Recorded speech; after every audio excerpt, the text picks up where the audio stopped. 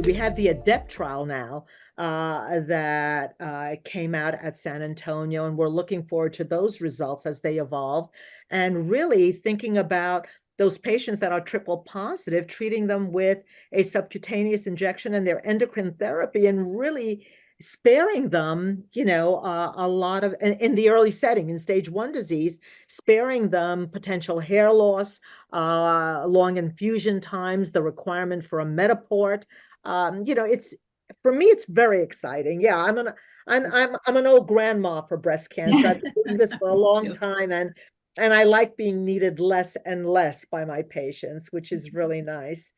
I think it also it offers a treatment administration that supports the needs and preferences of individuals, and it helps meet the demand across the healthcare system, for faster, more flexible treatment options, which we all want. Mm-hmm. Those patients who get ACTHP or TCHP, whether it's adjuvant or neoadjuvant, still have months, roughly about 8 months or so, to deal with antibody therapy. And being able to come in for a short period of time, get an injection. I think most patients don't have the most fond memories of the time when they're getting cytotoxic chemotherapy in the infusion suite. So it does them allow to kind of pivot in a way that continuing on intravenous therapy doesn't allow them. When I use a regimen like TCHP, and Melissa, you're going to be able to speak to this, and a patient is getting IV antibody therapy with their chemotherapy, they could be there 6, 7, 8 hours. And what a switch for those patients. Yes. And for those patients that we have, maybe started IV for whatever reason, they're already getting the TCHP. So we administer the biologics in that way, but then eventually offer them and or switch them to Phesgo if that's what they choose to do. I think that's kind of the bottom line, is that it's nice to have choices for patients.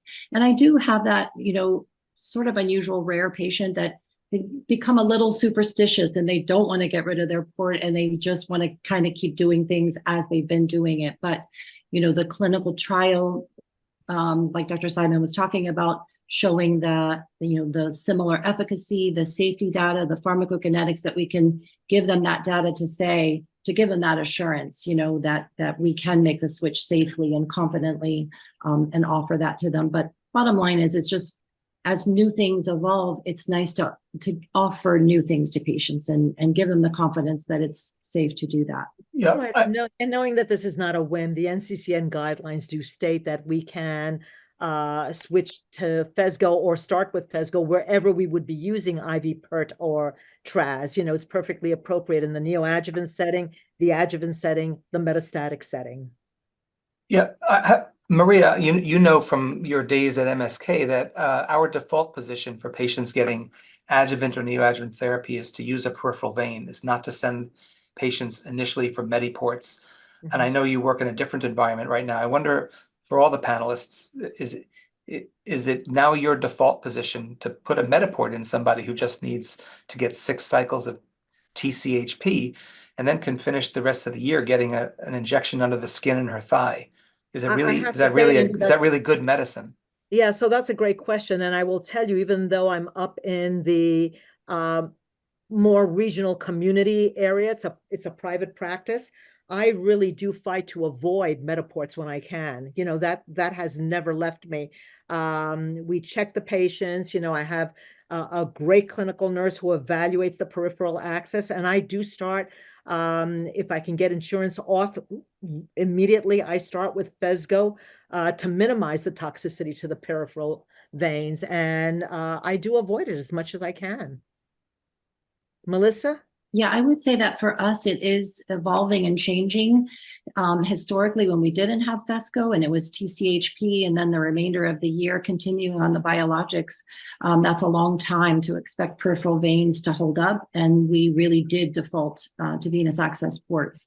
But now with the subcutaneous injection available, when it's only going to be a finite 6 cycles and then moving on to sub-Q, we've definitely old habits are hard to break. And so because we defaulted in most patients to put in the ports, that just was our practice.